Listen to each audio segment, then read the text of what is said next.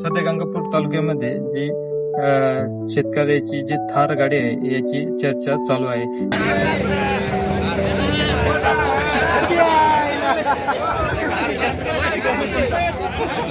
बाजार समिती लासूर स्टेशन येथे जो कांदा नेलेला होता तो या थार गाडीमधून नेलेला होता.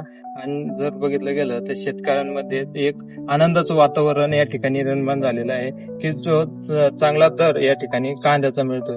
थार मग नेण्यामागं कारण काय होतं आपण थेट शेतकऱ्यांकडून जाणून घेऊया. माझं नाव योगेश पांडुरंग कडू, राहणार खेडेगाव. मी आता सध्याच्याला शेती व्यवसाय करतो. माझं शिक्षण BA DED झालेलं आहे छत्रपती संभाजीनगरला. शेती किती आहे आपल्याला? शेती 13.5 एकर आहे. आता सध्या शेतामध्ये काय पीक घेतलेलं आहे? 10 एकर ऊस आहे आणि 2 एकर मका आहे. बाकीचा मूग आणि भुईमूग थोडसा.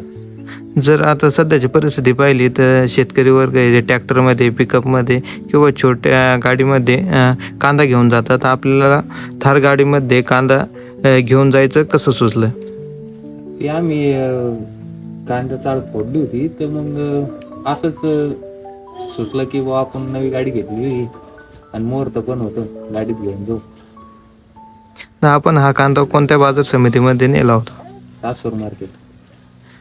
कांद्याला कितीपर्यंत भाव मिळालेला आहे आपल्याला? 3600 रुपये.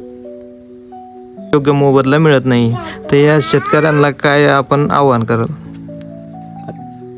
शेती करता करता जोडधंदा पण करायला पाहिजे. माझा स्वतःचा जोडधंदा आहे, पोल्ट्री फार्मिंग. आणि प्लस मध्ये शेतीमध्ये थोडंफार राहतं, काही धंद्यामध्ये राहतं, मग त्याच्यावर घेऊ शकतो बा आपण. या पोल्ट्री फार्मच्या व्यवसायातून आपण थार गाडी घेतलेली आहे की का शेतीच्या उत्पन्नामधून? शेतीच्या उत्पन्नातून घेतलेली. आता व्यवसाय एक कोणता तरी आपल्याला धरून चालतं आणि एक व्यवसायाचं साठवून राहतं. आता दोन्ही मिळून घेतलेली.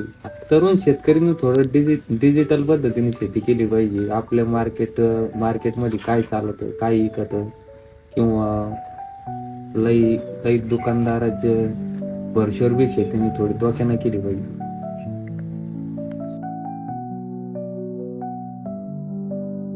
असं वाटते की पुरुषांमागे महिलांनी उभा राहायलाच पाहिजे. कारण मजूर पण काही व्यवस्थित वेळेवर मिळत नाही. तर आपल्यालाही ते कामे जमलेच पाहिजे. तर आपण आपल्या माणसामागे उभं राहिलं तर काय फरक पडतो.